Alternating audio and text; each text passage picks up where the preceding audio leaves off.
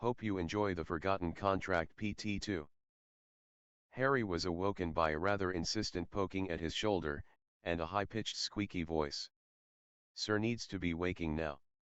Okay, okay. I'm awake. Please stop poking me. Harry grumbled. Harry had met Amy, the Bones family elf, the previous evening. She had the signature bat-like ears of house elves, but her nose was thin and pointed and her tennis ball-sized eyes were a deep brown. She wore a small apron over what appeared to be a silk pillowcase. Good morning, Amy. Harry groaned as he sat up and threw his legs out of his bed. The elf bowed and smiled. Amy is needing Sir to hurry. Madam is waiting for him. All right. Tell her, I'll be down. I just need to get dressed. Oh no. Sir is to be presentable. Sir is needing to wash and brush his teeth. Amy will not allow Sir to leave this house looking like a beggar. Harry couldn't help but chuckle at the elf's antics. She had gone to Harry's trunk and selected pants and a nicer dress shirt for Harry to wear. Amy, I can pick out my own clothes. Not until Sir has gone shopping with Madam. Not until Sir has proper clothing. Amy knows Sir's predicament. Madam will fix many problems for Sir, and then Sir will be fit to visit with Miss. Harry had nearly forgotten everything that had led him to being a guest in Madam Bones' home. He was engaged to married to her niece Susan. Harry's smile faded all at once as he remembered it all. He would have sat there a bit longer if Amy had not jumped onto the bed and poked Harry in the back of the head, urging him to get moving. Grudgingly. Harry went into the bathroom to shower and make himself as presentable as he could. Harry noticed that a toothbrush and a razor had been provided for him. Checking his face in the mirror, he didn't see a real need for the razor. Then an image of himself strapped into a chair while the crazed Bones house elf came at him with the razor made him think again. When he was finished grooming himself, Harry put on the clothes Amy had selected, not wanting to risk the elf's wrath, and left his room. He had barely paid attention on his way up to his room the night before, but thankfully, the Bones house wasn't a castle that one could easily get lost in. He found Madam Bones sitting in the dining room, finishing her morning tea and reading the morning edition. Oh good. She smiled when she saw Harry poke his head in the doorway. I see you survived, Amy. Yeah. Harry said, rubbing the back of his head where the elf had poked him earlier. She a bit controlling. Firm. Overbearing. Amelia smiled wider. All of the above. Harry smiled in return. You'll get used to her. I told her to treat you as part of the family. I hope that's okay. Amelia said, suddenly aware she may have overstepped her boundaries. Harry simply nodded his approval, and Amelia noted a hint of a pleased smile on the boy's face. Well, as it's summer, the girls will likely sleep until 10 or 11. So there's no need to wait for them. Amelia said, folding her paper. We are running a bit late, which is my fault. After yesterday, I was a bit exhausted, and one overslept. We don't have time for a proper breakfast, so we'll just have to get ourselves an early lunch, if that's all right with you. It's fine. Harry said. Rather used to getting little to nothing to eat in the summertime. All right then. We're going to be going to the ministry first. I do have a few things to take care of there before we head out for our shopping adventure. And I would very much like to introduce you to a few people who I think might be helpful to you, given your current situation. All right. Harry said hesitantly. Amelia smiled encouragingly. Don't worry, Harry. I have no intention of parading you about as if you are some sort of trophy. Dumbledore made it known that it is your wish to become an Auror, and I thought I could introduce you to a few, and maybe even set you up with some unofficial training. If you'd like. Harry's apprehensive smile turned into a genuine smile, and Amelia knew that he was feeling better about accompanying her today. Very well. If you're ready.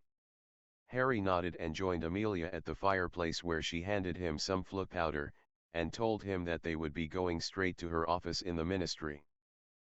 Harry fell out of the fireplace, and stumbled into a plush chair that sat in front of an ornate oak desk. Amelia stepped out behind him and removed her cloak, hanging it on the rack by the door. She then opened her door and said a few words to someone Harry couldn't see, before shutting the door and taking a seat behind her desk. Please have a seat, Harry. We shouldn't be too long here. I simply have to read a few things, and tie up some loose ends. Things have been rather chaotic since you and your friends broke into the ministry, Amelia said as she picked up a sheaf of parchments. I didn't. It's all right, Harry. If you and your friends hadn't done what you did, we might never have learned the truth about you-know-who. His name is Voldemort, Harry said bitterly. I know, Amelia said, looking puzzled. Then use his name. It's really stupid to be calling him you-know-who. What if someone doesn't know who you-know-who is? And besides, it's not even his real name. Harry huffed. It's not. Amelia looked taken aback. You didn't know? Harry asked, now puzzled. To be honest, not much is really known about you-know. Vivolda. Not much is known about him. Why can't you say his name? Harry said, his irritation apparent. Harry, try and understand. When he was in power, a lot of people died. In the First War, the Death Eaters were a minor threat. Idiots who followed his cause. It was he who did most of the work. He killed hundreds in just a few short years. The more followers he gained, the more his legend grew. Imagine coming home one night to find that dark mark hanging above your home, walking into your home and finding your family all dead, simply because you stood against him. What was worse was that we who stood against him were divided because no one knew if you might be a Death Eater. His greatest weapon was his ability to cause doubt. I even doubted my brother until I was called to his house and discovered he'd been killed. His wife as well. Susan survived simply because she had been asleep and hadn't woken when her parents were attacked. To this day, I have no idea what happened that night. Harry nodded his understanding, but took a deep breath. But we only feed his power by fearing to say his name. He loses his hold on all of us if we no longer fear saying his name. He's not even pure blood, you know. He's a half-blood. His father was a muggle named Tom Riddle who lived in Little Hang Lytton. Harry finished with a sigh. Amelia took a scrap of parchment and began jotting down what Harry was saying. Do you know who his mother was? She asked. Harry shook his head. Do you know what his real full name was? Yeah. Tom Marvolo Riddle. Amelia looked up at Harry, a look of surprise on her face. What? Harry asked. The name seems familiar to me is all. Amelia said. Sitting back in her seat. There came a knock at the office door, and Amelia called for whoever it was to enter the office. The door opened and Harry smiled brightly when he saw the bubblegum pink hair of Nymphadora Tonks. Watcher Harry, what are you doing here? You two know each other? Amelia asked. Arching an eyebrow. Tonks stammered. Harry's face went scarlet, but Amelia shook her head. It's all right, Tonks. I kind of had a suspicion you had been working for Dumbledore. This just confirms it. Don't worry, there aren't going to be any repercussions this time. Please have a seat. Tonks, looking ill and relieved, took the seat next to Harry's. The fact that you know one another will make this easier, I think. Tonks, Harry is in a very unique situation, which I have no doubt you are aware of. What you may not know is that Harry wishes to become an Auror when he finishes school. It is my intention to give him a taste of what he's in for. If you wouldn't mind, I would like for you to arrange a few training sessions with him for this summer. As you two are much closer in age than anyone else we have on the force, I think you might be able to relate to him better than someone like Dawlish or Traverse. It'd be an honor to run Harry here through the ringer. Tonks smirked and gave the black-haired youth a wink. I don't want him permanently damaged, Tonks. Amelia smiled. Just given a taste of what he has in store for him. All right. How's this Friday for you, Harry? Say about 9 o'clock. Tonks asked, a rather intimidating malevolent grin on her heart-shaped face. Fine. Harry said. Good. Amelia smiled approvingly. I'll make sure he's here then. Thank you, Tonks. Anytime. Tonks said, rising to her feet. Is there anything else? Yes. Tomorrow I should like it if you and anyone else working with Dumbledore were to present yourselves in my office at 9 o'clock sharp. I wish to be more informed on what the headmaster knows in regards to our common foe. Make sure you tell them all that I am not angry, and that no one will be reprimanded. I simply wish to be more prepared for what's coming. I'll get the word out. Tonks said, her cheeks going red.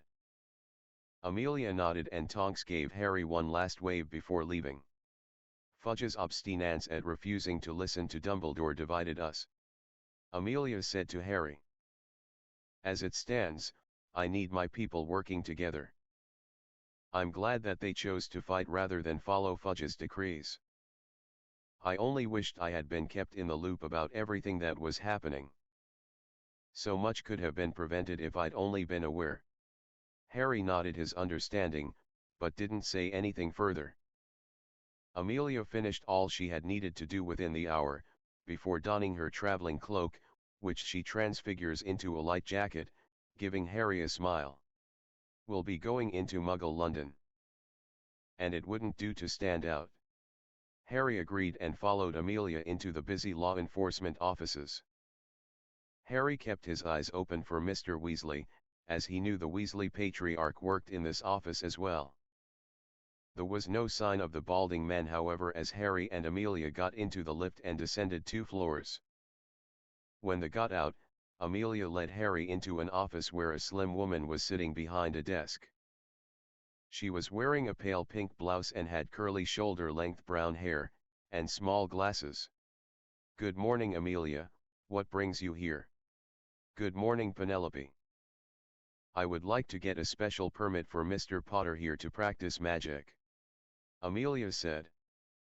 The witch named Penelope turned and her mouth opened in surprise when she saw Harry standing next to Amelia. Well, Mr. Potter, I must say you are much better looking in person. My daughter wasn't exaggerating your roguish charm at all. I'm sorry, but who is your daughter? Harry asked curiously as he fought to keep himself from blushing like an idiot. Romilda. Romilda Vane. She's a Gryffindor. She'll be a 5th year this year. She is quite smitten with you, you know. Harry said, unsure of what he should say.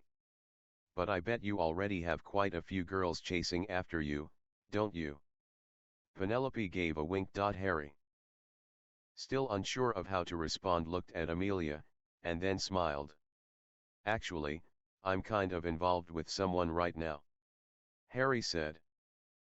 Amelia gave the faintest of smiles, and Harry knew he'd handled the situation well. Oh, that's just too bad. Oh well. Now, let's get you set up with that permit. Penelope said, pulling out several forms which she gave to Harry to fill out. Harry did so with Amelia's help, and 15 minutes later, Harry had a card which would allow him to practice magic during the summer months without getting in trouble with the ministry. Moments later, Harry and Amelia were heading to the atrium where they would then go on to Diagon Alley. We will need to go to Gringotts first. And get you set up so you will have muggle money. Amelia said. And then a few quick stops in Diagon Alley itself.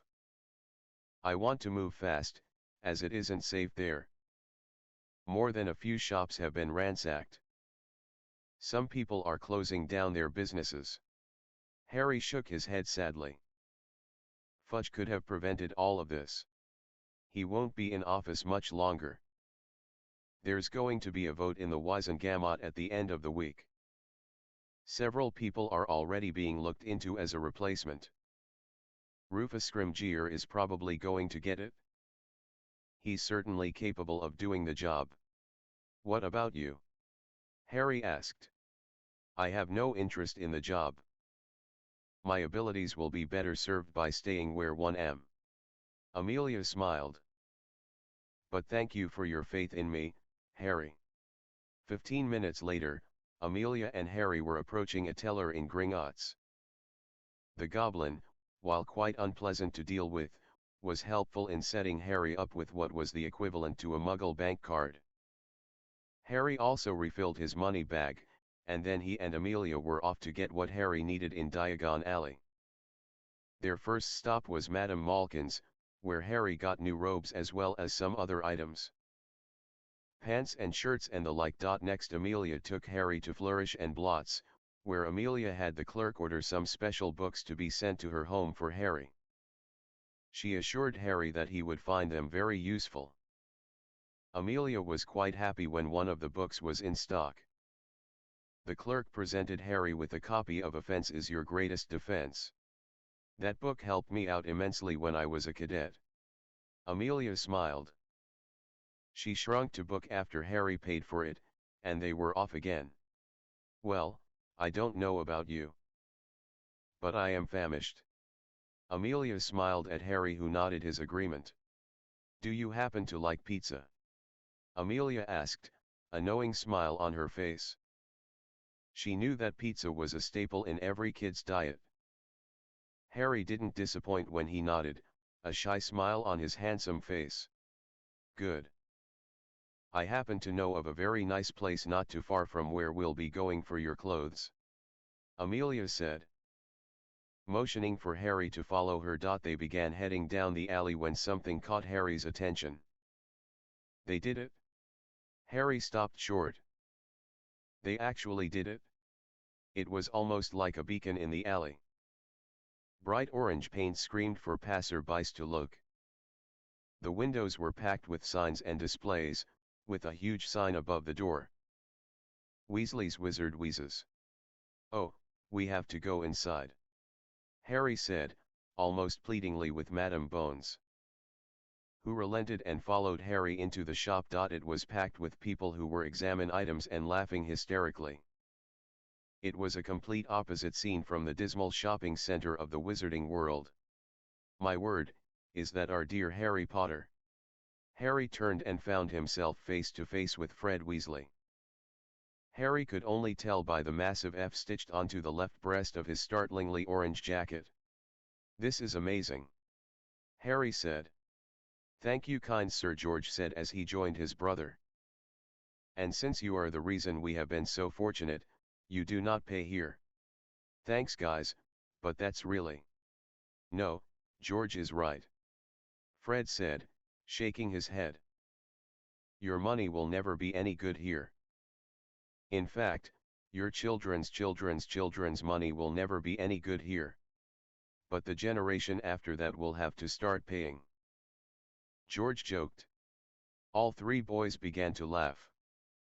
Come on Harry, we'll show you around. Harry followed the twins through the shop with Madame Bones following them, taking in everything. She listened intently as they talked about how well business was doing, and about some of the products they were developing. Shield hats?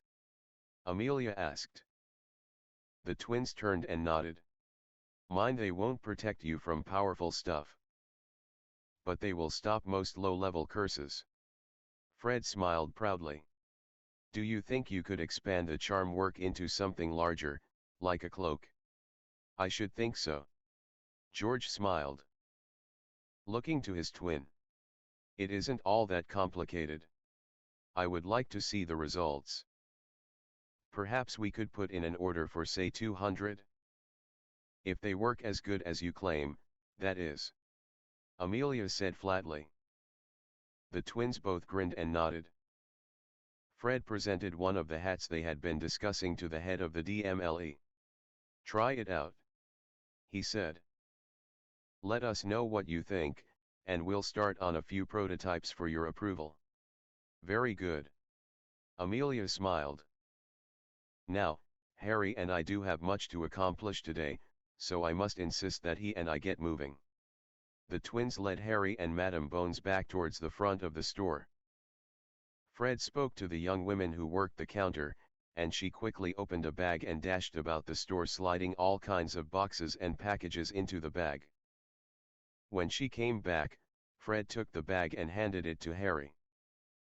Harry tried to refuse, but both George and Fred gave him a stern look. Amelia accepted the bag and shrunk it down. Please come back, George said with a huge charming smile. Oh, I will. Harry smiled broadly. I intend to try everything. And remember to tell all your friends about us. Fred waved. Amelia escorted Harry through the alley and out into London by way of the Leaky Cauldron. Those two young men seemed quite appreciative of you, Amelia commented when they were on the crowded streets of London. They were quite adamant that you should never have to pay for merchandise. Even your most zealous of fan would never offer you a lifetime of free products. I kind of helped them get started, Harry admitted. I gave them my winnings from the Tri-Wizard tournament. That's very generous of you, Amelia said, taken aback. It was the right thing to do. Cedric Diggory's parents refused it when I offered it to them, and I just didn't want it. Fred and George are always good for a laugh, and they really wanted to open a joke shop. It was a solid investment as far as I'm concerned, and it looked like I was right in giving the money to them. I don't disagree. Amelia smiled. You are full of surprises, Harry. Any other boy your age would have greedily used that money for themselves. Yet. Harry shrugged. I didn't need it, and I really didn't want it. Even if you spent it all, it would have always been a reminder, Amelia said understandingly. Harry merely shrugged. Amelia guided Harry to the pizza restaurant she had told him of, and they placed their order before taking seats on the back. A young woman brought 2 pitchers of cola and 2 glasses for them and smiled as Harry poured himself some of the drink. Once they were alone again, Amelia looked at Harry gravely. I need to ask you a few things, and I need you to be honest with me, Harry. Harry felt the hairs on the back of his neck stand up. But he nodded slowly. I noticed it yesterday, and again today. One hoped that I had been mistaken, but when we were in the joke shop, I got a good look at your left hand. I need to know who made you use a blood quill, she said flatly. Harry put both his hands below the table in shame, but he kept her gaze. Umbridge, he said simply. Why didn't you tell anyone? Amelia asked. Harry merely shrugged. My friend Hermione told me I should, but I just couldn't. Dumbledore was ignoring me for some reason, and he was the only one I thought I could trust at the time. I guess I made it into something personal, and I didn't want to show her that I was weak by going and running to someone for help. I guess it was stupid. No offense to you, but yes it was. Had you gone to any other professor and shown them your hand, they could have contacted me and I could have had Umbridge arrested. Fortunately, there's no statute of limitations on this kind of thing, so one will be filing formal charges. It will mean that you will have to testify in court. And just so we're clear, I'm not asking you. I am telling you. Harry looked as if he'd been slapped. Harry, I get the feeling that you're hiding a lot of things that should have been dealt with years ago.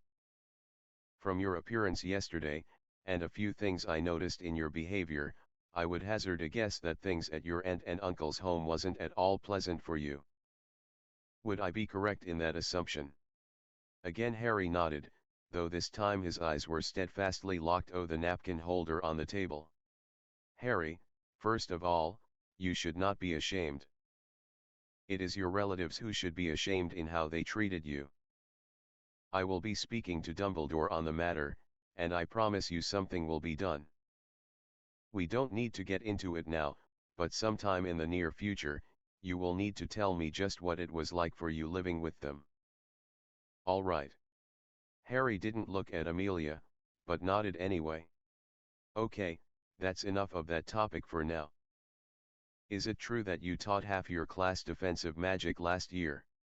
Harry finally looked up, the embarrassment gone from his face, having been replaced by pride. It wasn't my idea. But I'm glad the Ron and Hermione talked me into it, he said. How many people did you teach exactly? Around 60, or so. Most all the fifth years in Gryffindor, Ravenclaw, and Hufflepuff, plus Fred and George and a few other sixth and seventh years. And some fourth years and a third year. Susan seemed to enjoy the club. She was quite proud of her work in it. She says she can produce a patroness, and she owes it to you. Most everyone who I worked with can produce one now, Harry said. But more importantly, they can protect themselves if they're attacked.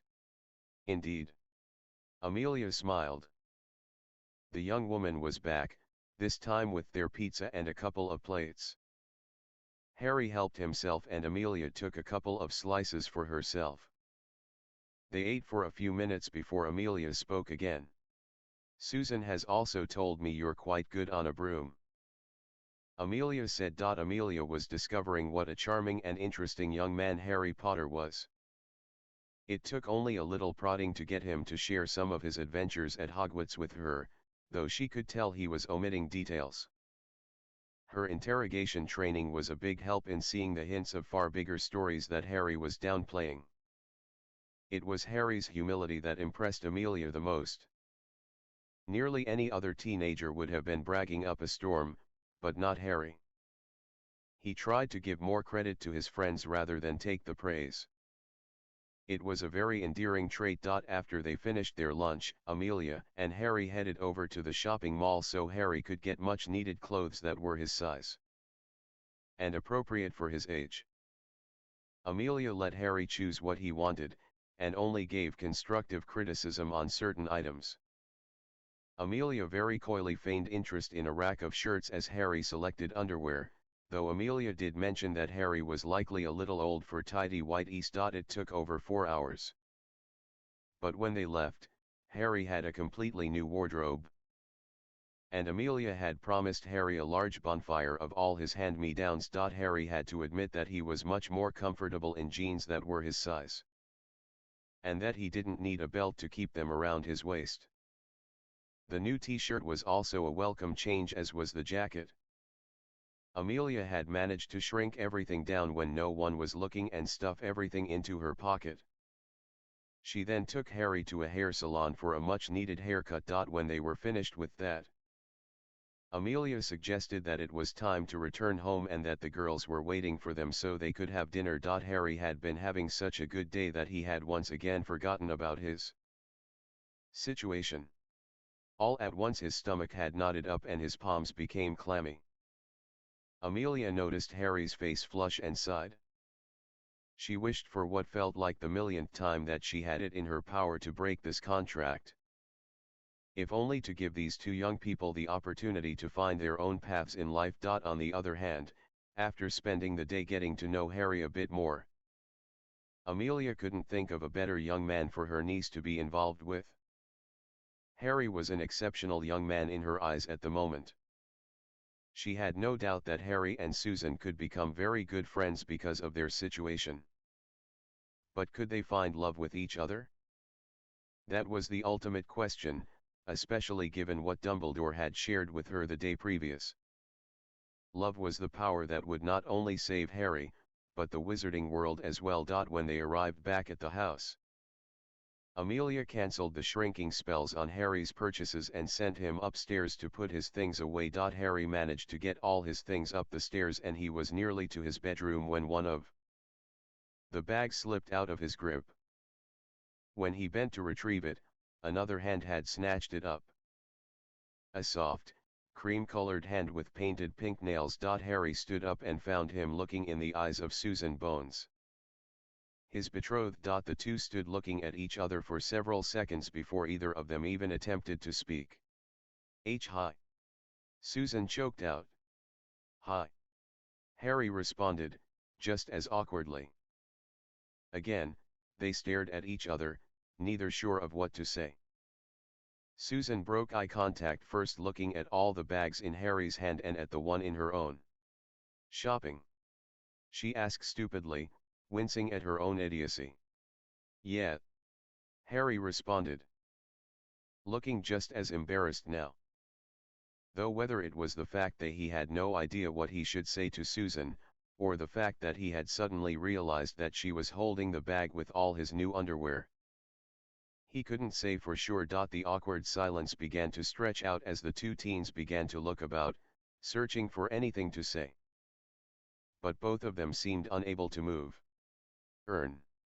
Susan tried again, looking for all the world as if she'd like to run away and never been seen or heard from again. Harry tried. He opened his mouth again, and this sort of strangled squeak came out, causing him to turn red. Susan suddenly held the bag out to him, and as soon as he had a good grip on it, turned and retreated into her own room, where Harry now saw Hannah Abbott standing in the doorway, smiling. Hi, Harry. She said politely. Hi. Harry said. And then turned to retreat into his own room. When the door shut, Hannah turned to see her best friend curled up on her bed with a pillow over her face. Real smooth, Sue. Real smooth. Hannah laughed, shutting the door behind her. Oh, shut it? Susan shouted from under the protection of her pillow. I didn't know what one was supposed to say to him. Susan grumbled as she removed the pillow and sat up. What exactly is the proper etiquette here? What do you say in this situation? Hi, so glad to meet you. So at our wedding, do you prefer chicken or fish? Hannah bellowed with laughter as she fell on Susan's bed. Shut up. Susan said, smacking her best friend in the face with her pillow. This is a real mess, and it isn't funny at all. No, it isn't. Hannah agreed. But what just happened was extremely funny. I mean, just imagine the look on his face if you had said something like that. Susan actually cracked a small smile at that. He probably would have lost control of his bodily functions. Harry Potter, the boy who lived, the conqueror of dragons, and defeater of you-know-who. Frightened to death by his fiancée. Hannah said through her giggles. Oh, what am I going to do? Susan wailed, falling back onto her bed. We already talked about this. Quite a lot actually. You've taken the first step by talking to him. Though I'm not sure if that was really talking to him. Hannah joked. A glare from Susan only made her smile bigger. Look, start small. Little things, like his favorite color, or what he wants to do after school. Keep things simple for now. Is that what you do with Neville? Susan asked. Hannah nodded. I didn't even know I liked him in that way until recently, like I told you. But we've been getting to know each other for a while. You need to take the same approach with Harry. Start small and just let things happen in their own time. You know, this is all super easy for you, you're not being forced to marry someone you don't know. Susan said. Though much of her frustration and bitterness was leaving her. That's true. Hannah smiled, but think about this. How many witches would gladly trade places with you right now? Seriously. Yes, it sucks that you're being forced to marry by a 100-year-old contract, but when you think of how bad it could have been. Let's face it. You kind of hit the jackpot here. He is kind of cute when he blushes, isn't he? Susan said, the hint of a smile on her face again, making Hannah roll her eyes. Kind of cute? Honey, that boy is straight up adorable. I personally can't wait until you see him naked. Excuse me. Susan looked affronted. Like I'm ever going to get the chance. Hannah poked her friend in the ribs, making Susan jump and laugh at being tickled.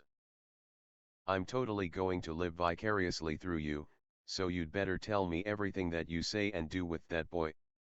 Harry kept replaying his initial meeting with Susan in his head. He felt like an utter idiot and he had no idea of how he should proceed. He knew it was a good idea that he try and get to know Susan, as they were going to be married, but at the same time, his saving people thing, as Hermione had called it, was telling him to keep the rather attractive redhead at arm's length. He was Voldemort's #1 target, and anyone associated with him would also be high on the Dark Wizard's hit list. Harry didn't want that burden on his shoulders. He already carried enough guilt over Hermione and Ron's safety, but those two just wouldn't allow him to take on this task alone. They were his friends, and Harry knew he could not ask for better. But Susan hadn't asked for any of this. She was not his friend. They had only spoken a few times in the last year, and that was usually when she needed help, or he was correcting her wand movements or something like that. Outside of that, they had had no interaction that Harry could think of. Because of this stupid contract, Susan's life was in danger. Either from Voldemort and his Death Eaters or from the ruin this contract could cause her if they were to try and ignore it. Harry finished putting away his new clothes and settled onto his bed with the book he'd gotten in Diagon Alley. Madame Bones, or Amelia as she preferred to be called by him, had said that this book had proven quite useful. She had also told him that he would find more than a few helpful books in the house. Harry had decided that he liked Amelia Bones. She had taken him shopping, but not as a charity. She'd let him pay for his own things. She had asked him about a few things that Harry would have preferred not to talk about, but she hadn't pressed him. She had never made him feel uncomfortable either. Then there was the fact that she was going to have an Auror train with him. He was going to get a real look at what it was like to be an Auror, which was his deepest ambition, provided he survived Voldemort. Amelia was the first person, other than his friends and the Weasley family, to take a serious interest in his life, and not because he was famous for some amazing feat that he hadn't even performed. Harry didn't think it was all because he and Susan were going to get married. Though he knew that was a good part of it. Harry then began to wonder if Susan would be able to practice magic over the summer. If she was going to be a part of Harry's life, she should at least have the opportunity to learn to defend herself better. Maybe they could even practice together. That would probably be a good way for them to break the ice. Harry decided he would bring it up at dinner. Harry then wondered if he should write to Ron and Hermione to tell them about what had happened, or if he should wait until he saw them.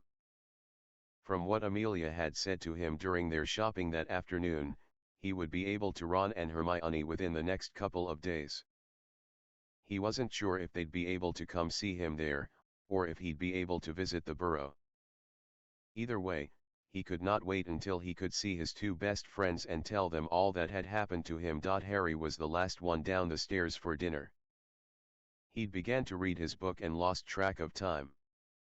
It wasn't until Amy the house elf had popped onto his bed, scaring Harry half to death, that he headed for dinner. Amelia was sitting at the head of the table with Hannah and Susan on either side of her.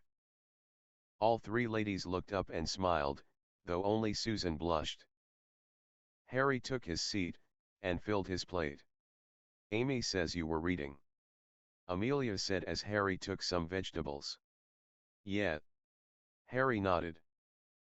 That book is really fascinating. I can't wait to try some of those spells. You'll have to do that in the basement. It's set up for that sort of thing, and you'll be less likely to break anything down there. I'll show you after dinner. Amelia smiled, and Harry thanked her. How was your day? Amelia turned to Susan, who shrugged. She's been a bit stressed. Hannah said. Susan looked up, giving a very dangerous look to her best friend. What? Hannah asked. It's true. You don't need to go telling everyone about it. Susan scowled. All right, let's just get this out in the open. Amelia sighed, putting her fork down. This situation is terrible. Both of you have been robbed of the entire dating experience. But you're not doing yourself or each other any favors by trying to avoid the inevitable.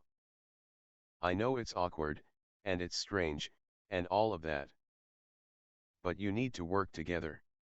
Susan looked down at her plate, moving a few remnants of chicken about, while Harry seemed focused very hard on his glass. Hannah. Amelia said. Standing up and taking her plate. Would you join me? Sure. Hannah said awkwardly as she gathered her plate and followed Amelia into the kitchen. Leaving Harry and Susan alone in strained silence that seemed to stretch on forever. Maybe we'll get lucky and Amy will beat them senseless for invading her kitchen. Susan said softly. Your house elf is a bit intense. Harry said. You don't even know that half of it? Susan replied. When I was 7, I wanted to learn how to make cookies. I thought it would be fun. I have no idea how she didn't discover me sooner, but when she found me, she went bonkers and started throwing eggs at me. Auntie just laughed when I came to tell her Amy was being mean to me. I was covered in raw eggs.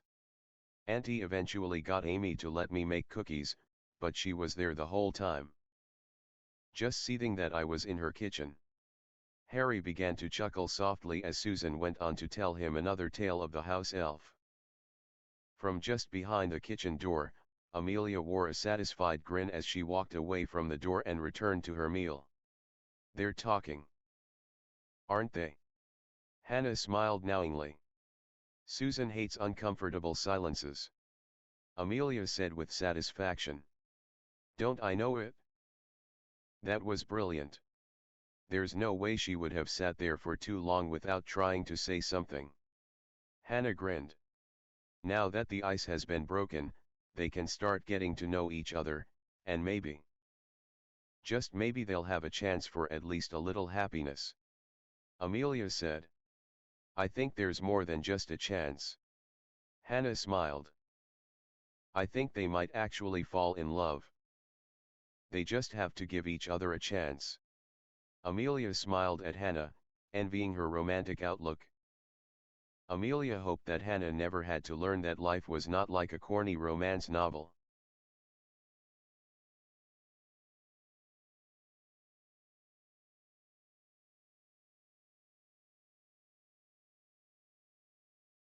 Harry woke up, still clutching his book.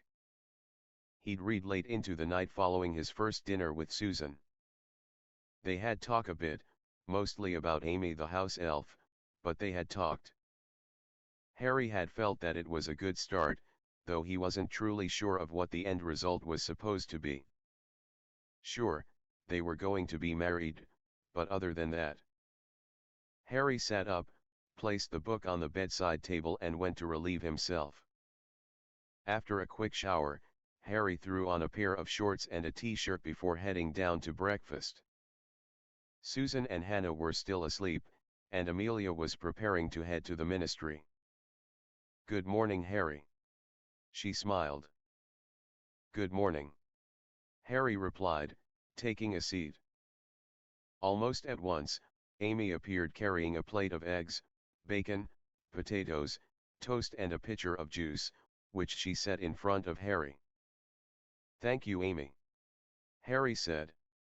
The elf bowed and was back in her kitchen. I'll be late tonight, so you three are going to be on your own. I'm trusting you all to stay here and keep out of trouble. I don't think that'll be a problem. I'm just going to read, and maybe write a few letters. Harry said honestly. Don't spend all your time hidden away, Harry. You and Susan should really try to spend time together. Trust me when I tell you that it will only help you both in the future if you make the attempt to build some kind of friendship now. I promise that I'll try. Harry said earnestly. Do you know when I'll be able to see Ron and Hermione? I am hopeful that you'll see them Saturday. Amelia smiled. I'll be making some arrangements today, so I'll have a better idea tonight. Also, it might do you some good to try some of the things you've been studying up on in the basement today. Harry's face lit up as he remembered that he was allowed to use magic thanks to the permit he'd gotten the day before. Amelia couldn't help but smile at the look on Harry's face. She gave him a wave and headed off to work, leaving Harry to contemplate what he might accomplish this summer now that he was free to practice magic. Harry finished the rest of his breakfast quickly and then headed to his room to retrieve his book, before nearly sprinting to the basement with his wand. The basement was similar to what the room of requirement had provided for the day. It was fairly large and open with a practice dummy on one end, and mats on the floor for when you were knocked down. Harry opened his book and set it on a table against the wall. He reread the instructions of one of the spells that had intrigued him the night before, and began practicing it over and over until he started getting consistent results. When he was satisfied that he'd gotten the spell down, he started to look for a new one to practice. It was then that his stomach gave an almighty rumble. He had no idea why he was so hungry, but decided he should go and see if Amy would allow him something to eat. When he reached the sitting room, he saw the clock and discovered he'd been working downstairs for nearly 4 hours. Wow! Harry muttered. He headed towards the kitchen when he heard music coming from outside. He also heard Susan and Hannah's voices. He walked closer, intending to poke his head out and say hello. Hey there, Harry. Hannah called when she saw him. Where have you been all morning? The basement. Harry said as he came nearer. Both the girls sat at a small table with a large umbrella over them, each wearing cut-off shorts and light tank tops. They were enjoying some cut fruit and juice. Susan offered Harry a slice of melon, which he took gratefully as he sat down. Harry noted that she had her red hair pulled into a loose ponytail instead of the normal plait she wore at school. We were wondering if you were going to continue the this year. Susan asked. Harry noticed how soft her blue eyes looked, and shrugged. Honestly, I hadn't given it much thought. Harry said honestly. We just started it because Umbridge was so terrible. I can't really say for sure until we see who the new defense teacher will be. I think we should continue it. Hannah said flatly. Even if we get a competent teacher, we could all use extra practice. What were you practicing today? Susan asked as she popped a grape into her mouth. Just a spell I found in the book I bought on your aunt's suggestion. I think I've got it, but I'm going to ask Tonks on Friday when I go practice with her. Or Tonks? Susan asked interestedly. Do you know her? Harry perked up. By reputation only. Susan grinned. She's one of Auntie's favorites. She calls her the walking disaster because she's supposed to be quite clumsy, but Auntie says she's one of the best aurists she's had in years. She's supposed to be able to change herself whenever she wants, and she doesn't use glamour charms. She's a metamorphomagus. Harry confirmed. When I first met her, I saw her change her hair from purple to bright pink. Then she kept changing her nose at dinner. She's really great. That would be so cool.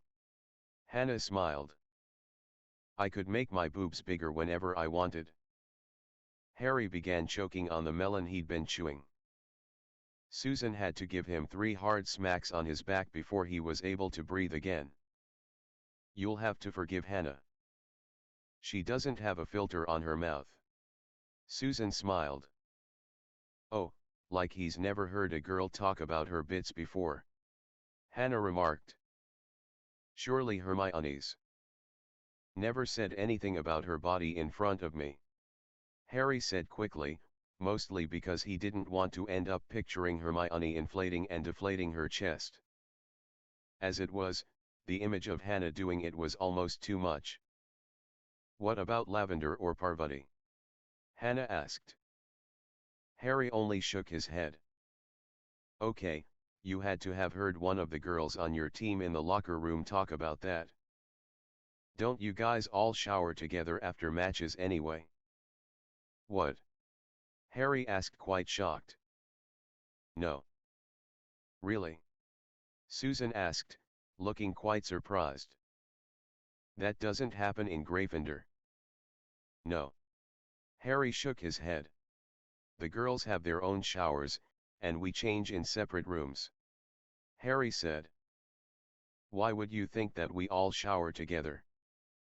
Rumors mostly. Hannah admitted. The story is that Quidditch teams shower together, and sometimes other stuff happens. Although, I don't think it's true of Slytherin, since there aren't any girls on the team. What do you mean by other stuff? Harry asked, not sure if he really wanted to know the answers. Oh come on Harry, you're not that naive. Hannah grinned, rolling her eyes. You win a game, the adrenaline is still pumping, you get into the shower and see Katie Bell naked and wet and soapy, and you do what comes naturally. No. Harry shook his head vehemently. I've never done anything like that. And I don't think it's ever happened. It happens on the Hufflepuff team. Susan said, turning red as soon as the words left her mouth. And just how is it you know that? Hannah asked, with a sly grin. The same way you know. We heard Kathleen Ivy talking about it last year. Susan said defensively. Are you having me on? Harry asked suspiciously. No, she's telling the truth. Hannah nodded. We heard lots of stories about other Hufflepuffs getting up to all sorts of things. The closer to exams the more randy our house got. We heard rumors that it was really intense in Ravenclaw House, but nothing compared to you Gryffindors. Harry looked gobsmacked. Hannah and Susan kept exchanging looks of confusion as they watched Harry trying to process this new information. I never heard or saw anything that would make me think anything like that was happening. Harry admitted finally. But, there are always loads of rumors, so how can you even be sure about any of it? We're sure. Hannah said, with a knowing look to Susan, who blushed. How? Did you ever play Truth or Dare? Hannah asked. Harry shook his head and Hannah sighed. What the hell do you Gryffindors do? Study and play chess all the time. Harry thought about it for a moment before nodding, which made Hannah's jaw drop. Really? She nearly shrieked. We've had parties when we've won Quidditch matches, but nothing really crazy happens, that I've seen anyway. Harry said, looking at Susan, who looked just as surprised as Hannah. I'm shocked. Hannah said after a long moment. From all we've heard, you guys were supposed to be the biggest bunch of sex-crazed maniacs in the school. I mean, just the stories about Lavender Brown alone. I actually imagined there were like full-blown orgies or something. Harry looked quite uncomfortable, but shook his head. No.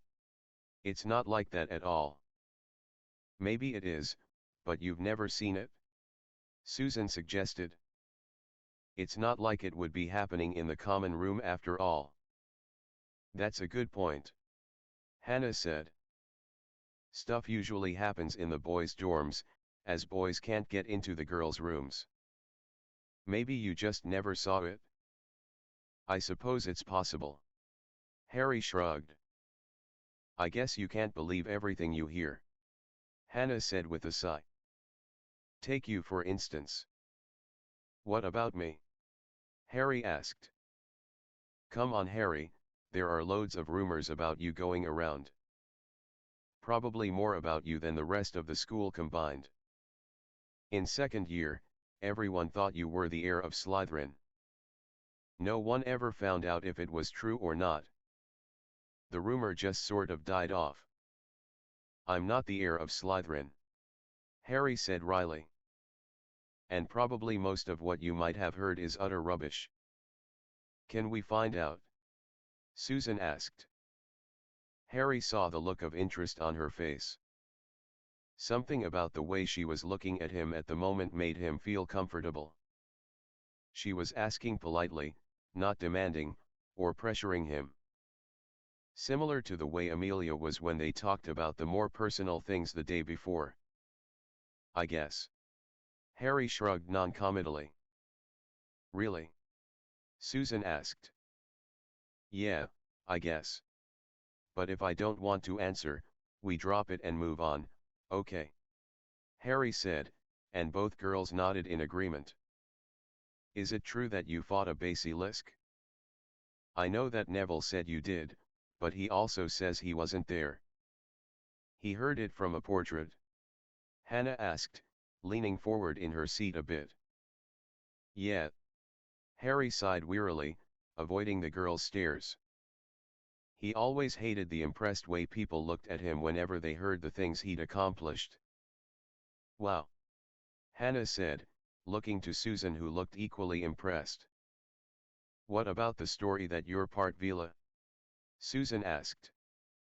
She brushed a stray lock of red hair that had fallen loose from her ponytail behind her ear. Where did that one come from? Harry asked, looking like he might bust out laughing. Some girls noticed that you were one of the only boys who didn't get all flustered around that French girl during the tournament. Susan explained. The story was that you were part Vila yourself, and that's how you were able to resist her feminine wiles. So far as I know, that's not true. Harry said. I think it might be similar to being able to resist the Imperious curse. That actually kind of makes sense. Hannah nodded. But what about you and Hermione Granger? What about us? The stories that you two were involved? Hannah asked, with a pointed look. No. She's my best friend. Like a sister to me. Besides, I'm pretty sure Ron fancies her. Too bad for him that she's taken. Susan grumbled. Huh. Harry looked confused. Don't tell me you don't know your best friend is dating Zachariah Smith. Hannah said with utter surprise. No, I didn't. Harry admitted. I told you we never really talk about stuff like that. When did they start dating? Shortly before school let out. Susan said, trying to disguise the contempt in her voice. He'd apparently fancied her for a while, and after your adventure in the ministry, he asked her out when she was still in the hospital. Huh. Harry said, his eyes distant. I wonder why she never told me. Can I ask about you and Cho? Susan asked. Her tone was still irritable but softer now. Harry looked at her and shrugged. Isn't much to tell really. We kissed once. Had one date, that was a disaster and a half, and that's it. I don't know if she was ready to be with anyone, and I think she only wanted to be with me because of what happened. Harry trailed off, his eyes lowering. Susan knew that Harry didn't want to go into this topic further. How is it you can say you know whose name so easily? Hannah asked. I noticed you did it all the time in the I've never met anyone who didn't freak out at the name. It's just a name. Harry shrugged. Not even his real name. What's his real name? Susan asked, now very interested. Tom. Tom Marvolo Riddle. He's a half-blood. His father was a muggle. Not even a muggle born, but a muggle. Okay, you're making that up. Hannah said, folding her arms over her chest, her face scrunched in disbelief. No. Harry said, shaking his head. He told me that his father was a muggle on 2 occasions. He mixed up the letter of his name to create his new identity. What do you think would happen if his followers found out he wasn't some all-powerful pure blood? Susan wondered. They might turn on him. Harry shrugged. But then again, maybe not. They're more afraid of him than we are. I just can't understand how anyone could be so faithful to someone who tortures them and kills them whenever he feels the urge. Wow. I'm way less afraid to say Tom Riddle. Hannah said, looking quite proud. I know. Susan replied. It's amazing how a little tidbit of information like that can change how you perceive everything. They fell silent for a bit as the girls came to terms with all they had just learned. Harry ate a few more slices of melon, unsure if he should say anything more, and completely flummoxed for what he would say. Okay, I think that's enough serious stuff. Hannah said firmly. While I'm happy I learned all that, it wasn't my intention. I wanted us to get to know you a bit better, Harry. You're quite a mystery. No, I'm not. Harry said. I'm not different from anyone else. I like Quidditch, and spending time with my friends. I've just had some unique things happen to me. Okay, but you're still a major mystery. You, Ron and Hermione, have this little wall around you that no one can get through. Gryffindor's Golden Trio. What? Harry asked, laughing now. Golden what? That's what people call you guys. Susan smiled, feeling that she liked Harry's laugh. That's barmy. Why do they call us that? Harry asked, still chuckling. Well, whenever something happens, it's usually you 3 at the heart of it. The troll in first year, Hannah smirked, ticking off her fingers. All that stuff with Sirius Black, the Ministry, and the last year. You 3 always find trouble, and manage to get out of it. We're not some special club or anything, we're just really good friends, and if you had been there with us through all of that, would the rest of the school call us the Fab Four? Or the Platinum Quad? Harry asked, holding his stomach, and wiping away tears. Both Susan and Hannah had begun to chuckle, being mesmerized by Harry's mirth. Okay, okay. But you are still a huge mystery. No one really knows anything about you, that's true. For instance, do you prefer blondes, brunettes, or redheads? What? Harry began laughing again. What kind of question is that? It's a good one. Hannah argued. Given the girls we've seen you with, one could assume you prefer brunettes. Hermione Granger, Parvati Patil, Cho Chang. I don't think I have a preference of hair color. Harry shrugged, his laughing dying away.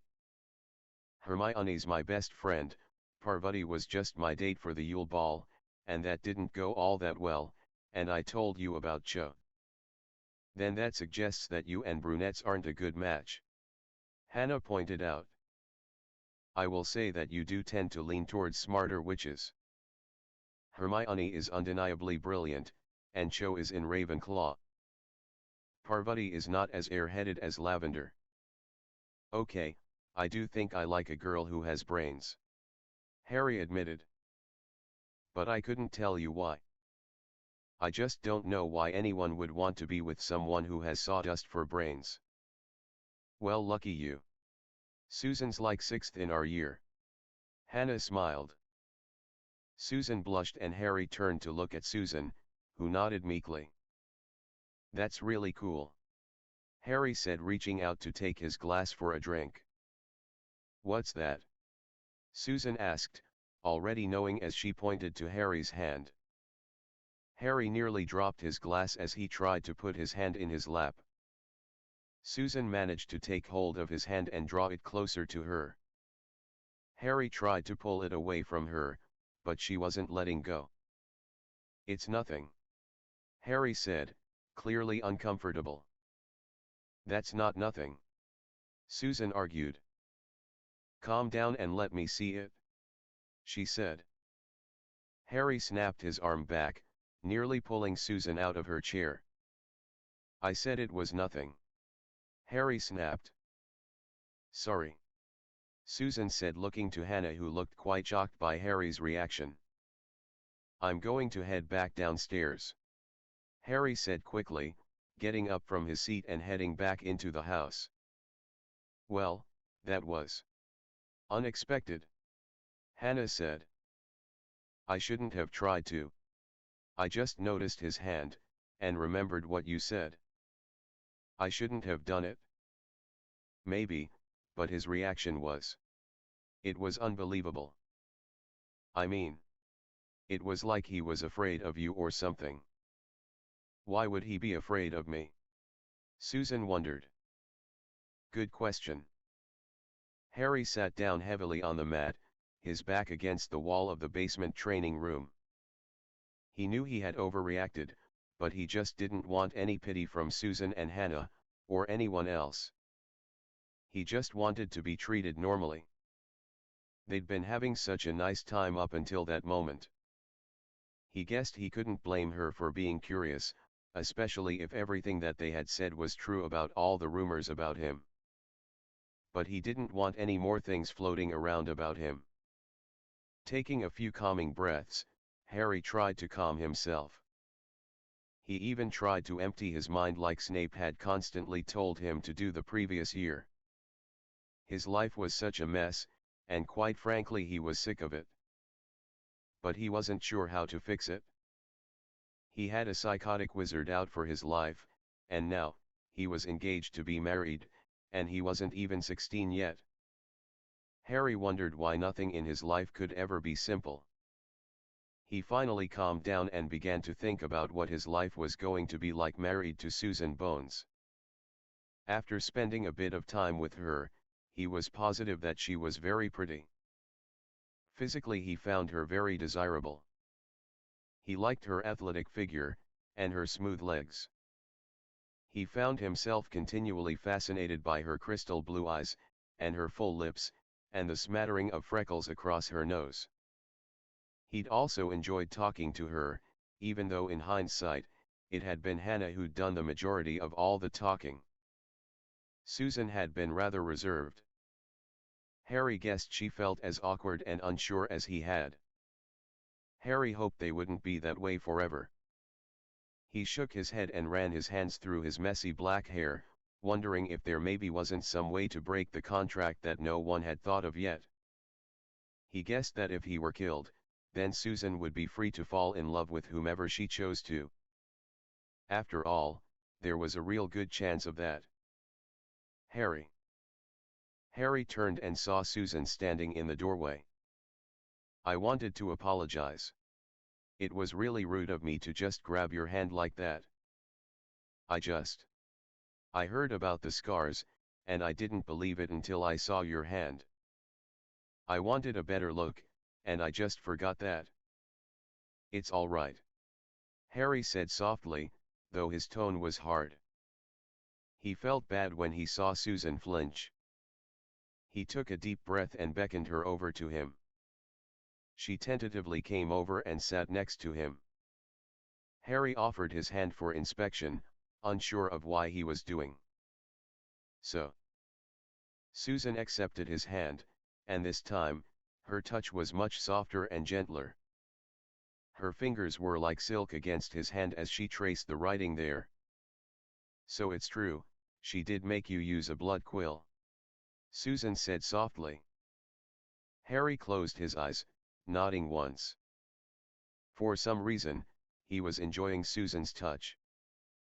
He couldn't say exactly why, but it was nice. Susan just continued to trace a soft finger on the slightly raised scars that had been carved on the back of Harry's hand. "Why didn't you ever tell anyone? Hermione and Ron must have known. Why didn't they tell anyone? I made them swear not to. Harry said, taking his hand back, feeling suddenly less at ease. It was my battle, not theirs. But what she did to you was torture, Harry, and it's okay to ask for help sometimes. You sound like Hermione. Harry sighed. I just felt like it was something between me and Umbridge, and I just felt that I needed to do it myself. If I went running to someone for help, I guess I thought I'd be weak or something. That's stupid. Susan said, though she immediately winced. I didn't mean it to sound like that, but you've got to know that your reasoning was stupid. It's never weakness to ask for help, especially when someone is torturing you.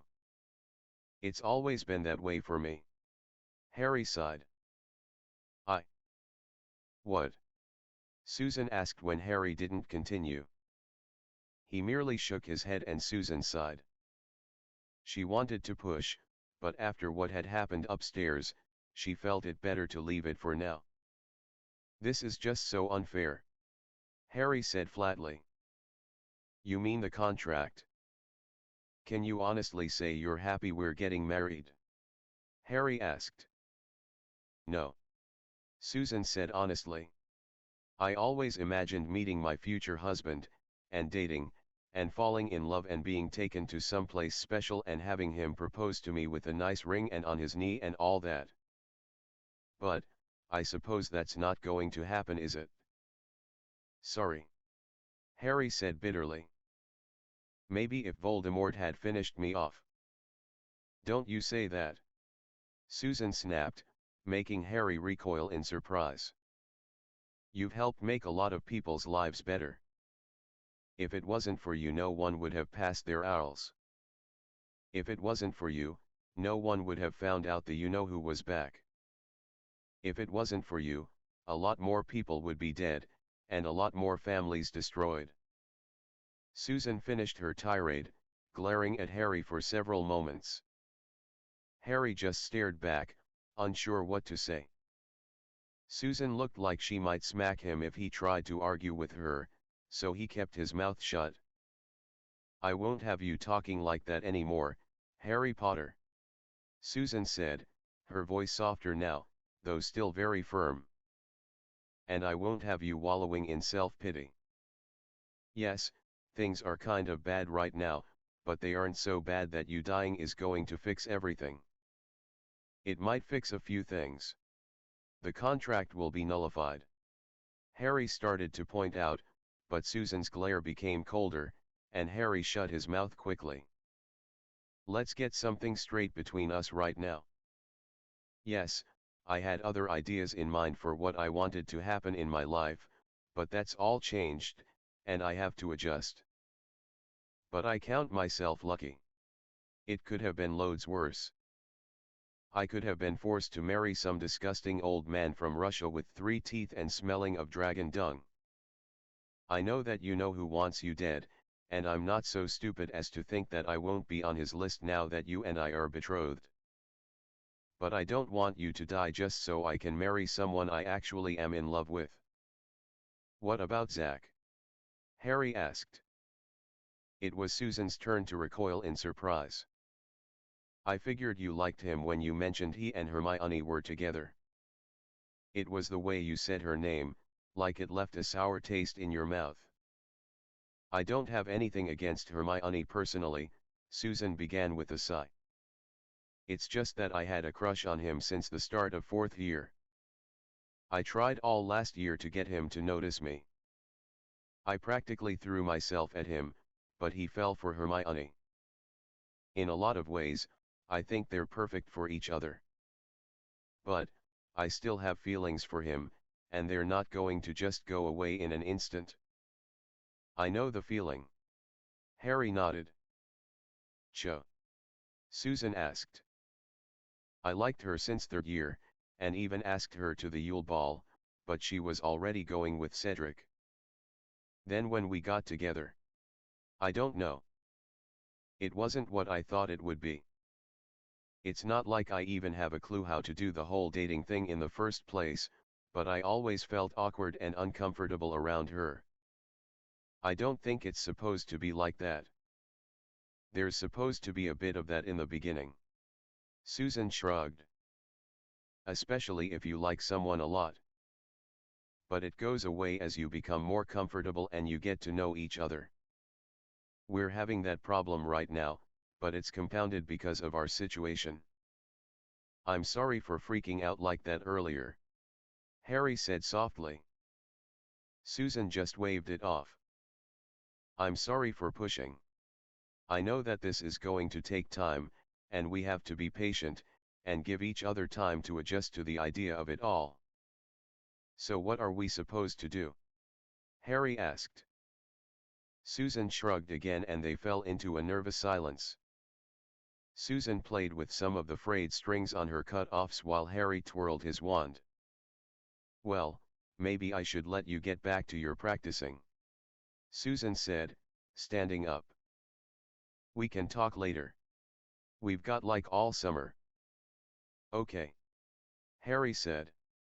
Susan made for the door, stopping to turn and look at him. She looked like she was going to say something else.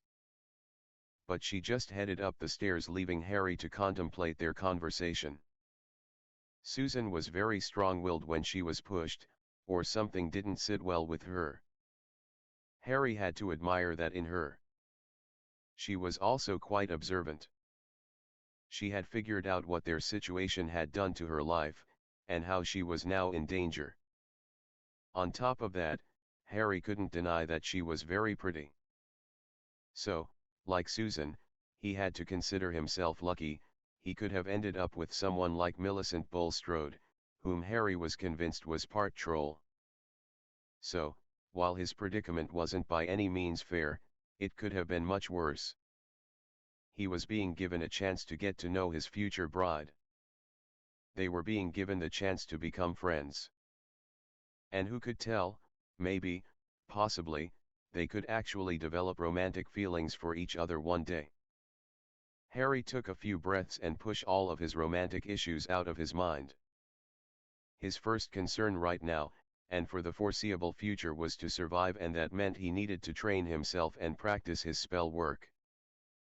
Voldemort had a wealth of knowledge when it came to dark magic. Harry needed to make himself equally knowledgeable in defensive magic. Harry got to his feet, and went to the book he'd been studying thoroughly. He chose a new spell to begin work on, and reread the chapter and began practicing the wand movements. Susan returned to her bedroom where Hannah was now reading a magazine. The blonde sat up when she noticed her best friend. So, I apologized for being so grabby, and he apologized for freaking out on me. We talked a bit, and then he said things would be better if he were dead. What? Hannah asked in shock. I kind of yelled at him about it. But then we talked a little more. This whole thing is just stupid. He's got so much to worry about right now, and this is just something he doesn't need. What are you talking about? Hannah asked. You know who? Susan said sharply. He's not going to stop going after Harry until one of them is dead, and let's face it, there's a real good chance that Harry won't survive the next time they meet.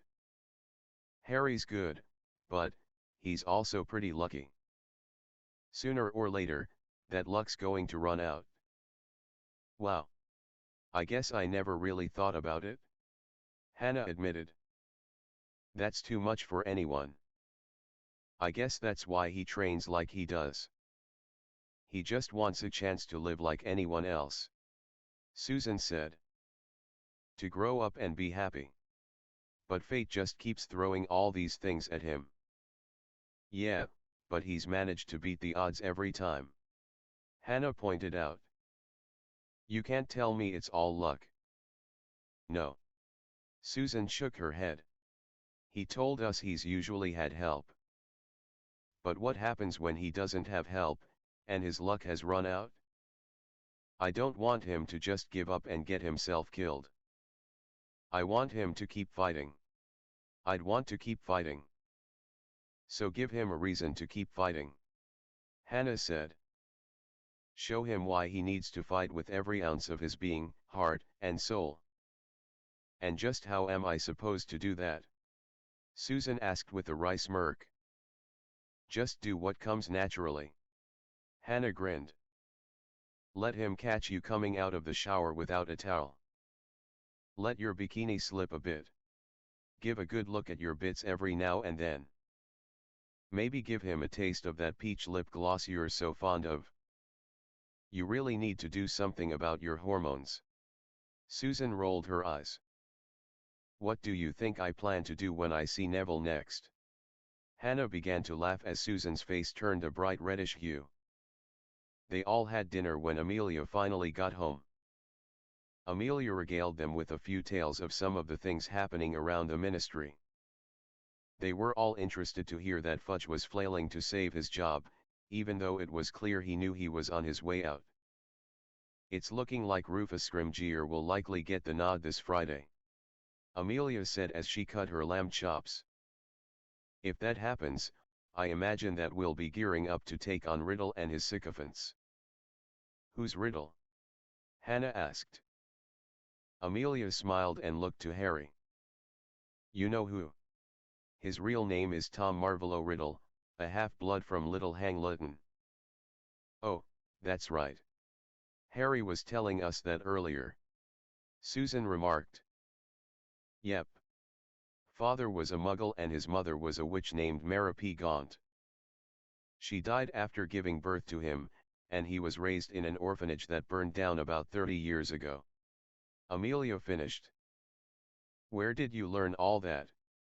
Susan asked. Well, Harry here got me started. Amelia replied. I found a lot in the Hall of Records. Tom Riddle's records end right around the time his alter ego became more and more active.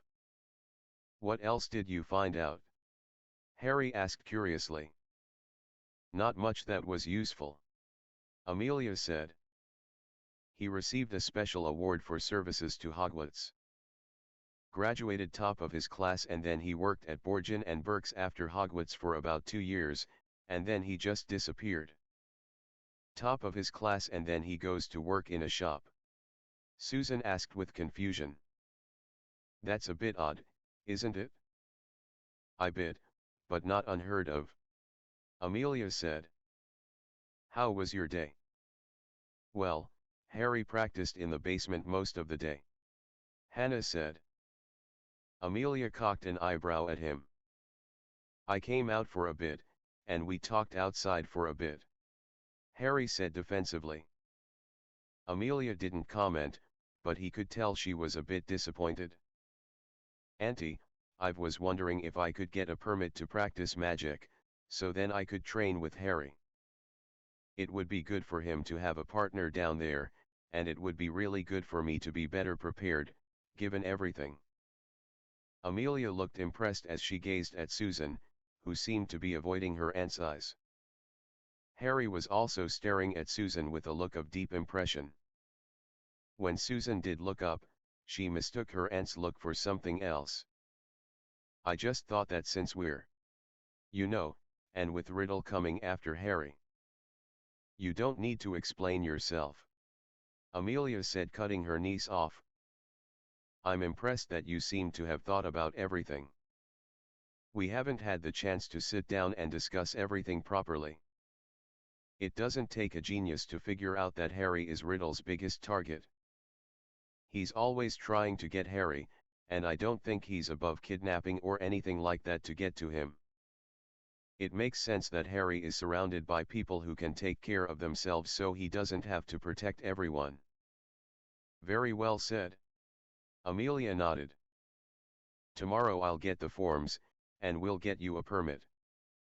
But I don't want you both working out all day. You have to promise me that you'll spend time having fun and just being kids as well as working hard, all right? We will. Susan said, grinning now, as she glanced at Harry who was smiling. Susan looked to Hannah who gave a very suggestive look to her best friend, who gave a warning glare. Susan had been thinking most of the afternoon about a way to get past all the awkwardness and unease between her and Harry. The answer had been painfully obvious in the end. With Voldemort after him, Harry was likely going to spend all his time training himself. Why shouldn't she try and train with him? They would then be spending time together, and she would be learning to protect herself and possibly him as well. Plus, while they were training, they could talk and finally start getting to know one another. And then who knew? Susan wasn't sure what she thought might happen, but at least this way she was making an effort.